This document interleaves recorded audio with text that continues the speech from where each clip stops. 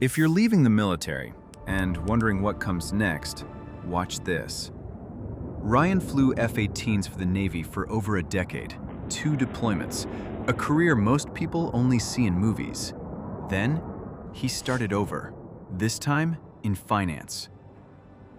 In this video, Ryan reveals how networking, preparation, and starting early helped him land a highly competitive veterans program at Guggenheim Investments. If you're preparing for your own transition, this is the story you need to hear.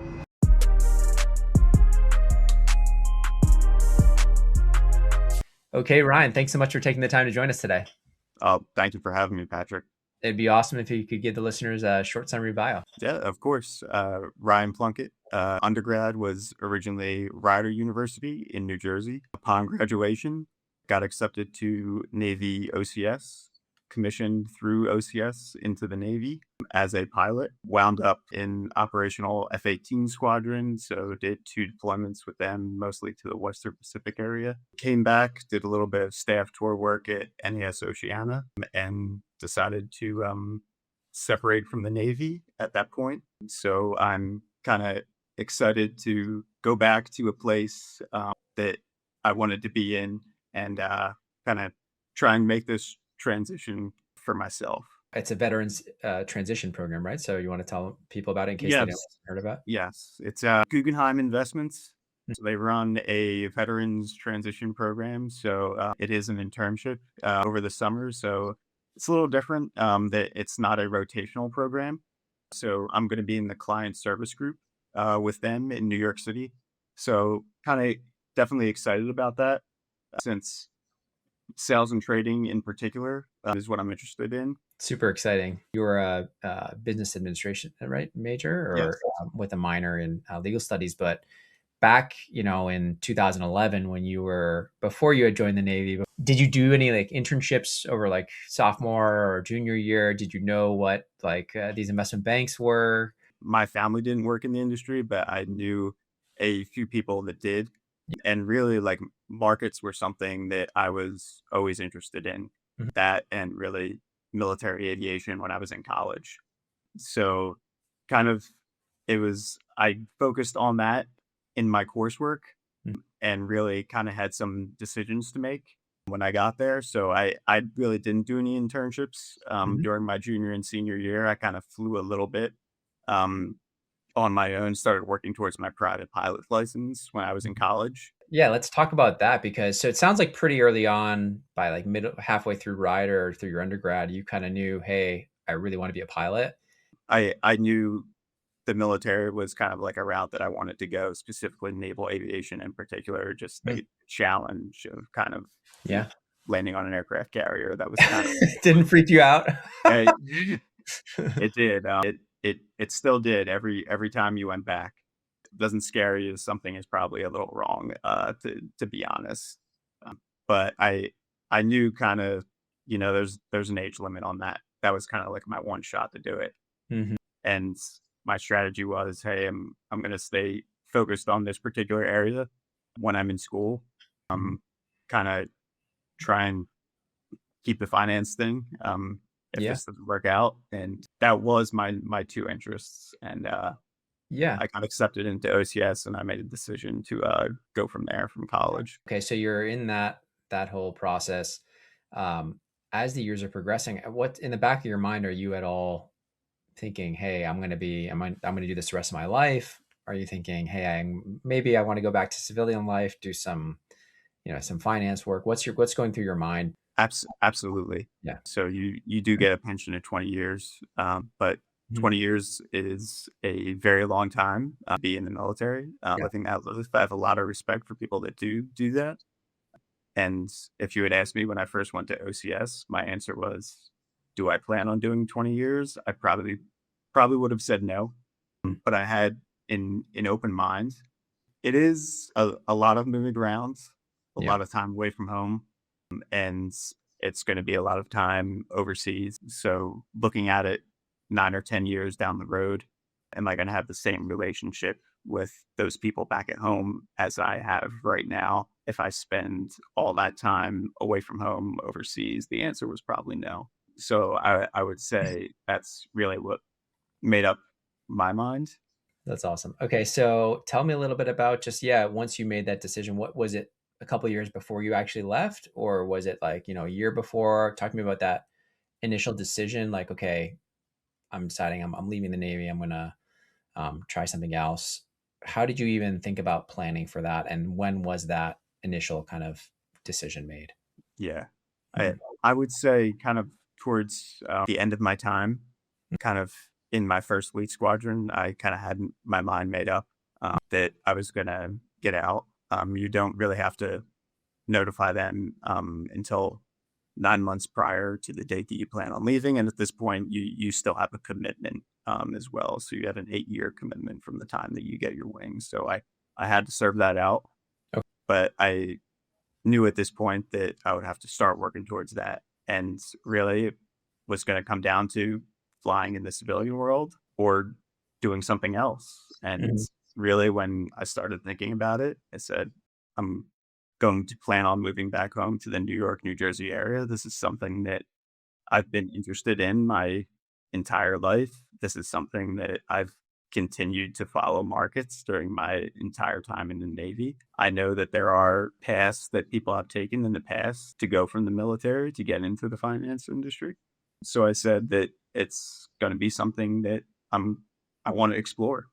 This is kind of like my opportunity to do it. So I want to take full advantage and Nice. try to go down that route. Is that when you came across us or Academy and like decided to take the plunge, or like how? I guess that was what, a few before you left, or was that like, did you start kind of with us before you left? Yeah, I started with you guys in December December. of this past year. Yeah. So I knew of WSO. Obviously, your name is out there. I think I probably first heard you guys like way back. Way back in the day. Don't date me, Ryan. Don't date me. No, it's been 20 years. Yeah. So okay. So okay. So yeah, you had heard about us. Then you kind of came across the academy and say, oh, this might help in my transition. Um, so you enrolled, but then talk to me a little bit about like just the build up. Did you feel like, I mean, obviously without the, it's been a long time since you had been an undergrad, over 10 Yeah, years. So there's yeah, probably a little bit of like, I need to catch up on the education, the accounting. Was there a yes. lot of that? Because I see you like did a lot of coursework.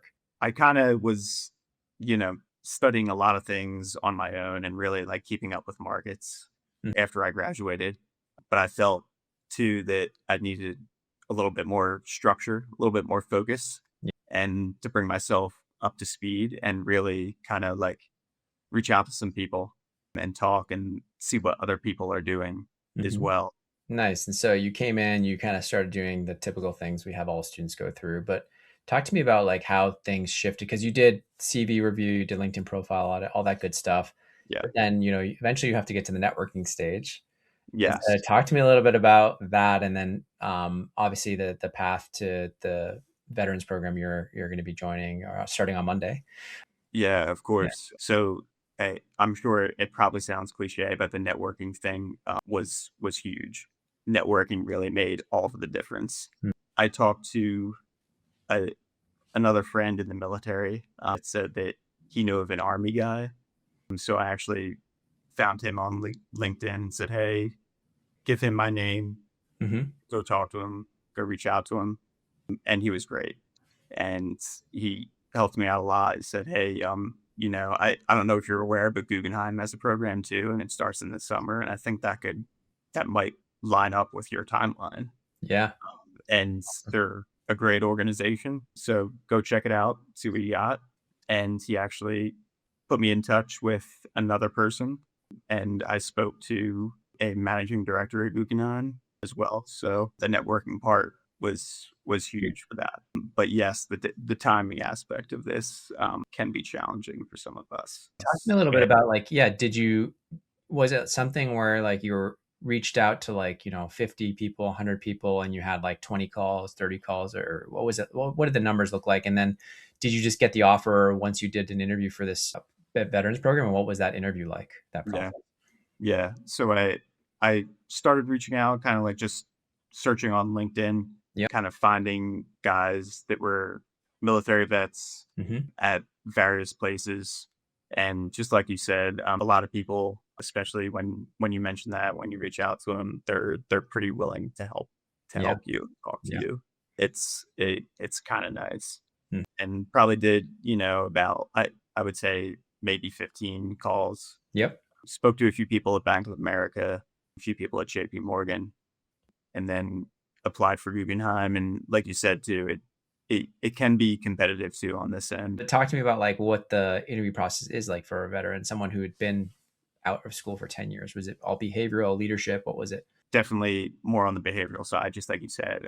Yeah. Not a whole lot of technical questions. Yeah. I know it, just like we went through earlier. They're kind of interested in your background. They want to hear what your experience is like, Yeah. and then really they want to know what your motivation is. Why are you interested in this? Why do you want to come work for us? And I think being able to talk through that and Mhm. kind of use that question to show a little bit of knowledge base as well really, really helps out. At least from my experience, is what they were looking for. Awesome. Yeah. And so you tell me like how it works. You did one interview, super day, straight to the super day. And then it was just like offer. Where were you when they called you to say, hey, yeah, we want you to join? It was just one interview. That was my experience. So I interviewed with a VP in the client service group. So about 20 or 30 minutes. Yeah.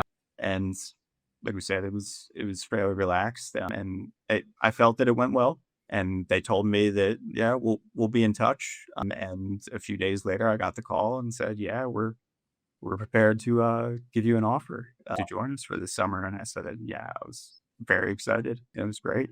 Anything you would have changed kind of looking back, or any advice you'd give to fellow people in the Navy or in the military in general, kind of Yeah. trying to make that similar transition? I would say for anyone else trying to make this transition, it helps to start early. And the challenging part of that is that you're working a pretty demanding full-time job, so it's going to take a lot out of you. But that would be my one piece of advice. I think the big thing, honestly, is start networking as early as possible. Yeah. Yeah, and not just on LinkedIn. Like, yeah, absolutely start networking on LinkedIn. Yeah. But there's a lot of people out there too in the network that you already have. You're going to meet and talk to Totally. a lot of people during your time in the military that have a lot of different experiences, and start asking questions, see who they know, because that's pretty effective too. Love it. Well, Ryan, I appreciate you sharing your story. Obviously, as you progress through your internship, if you need anything, we're here. Obviously, the mentors are still here for you and whatnot, and the courses and all that stuff. So if you need anything, of course, please feel free to reach out. Really, really appreciate all the help. And yeah, like I said, the program was great, especially just getting reacquainted with the basics It's once awesome. again. But yeah, can't thank you enough. Congrats again. Of course.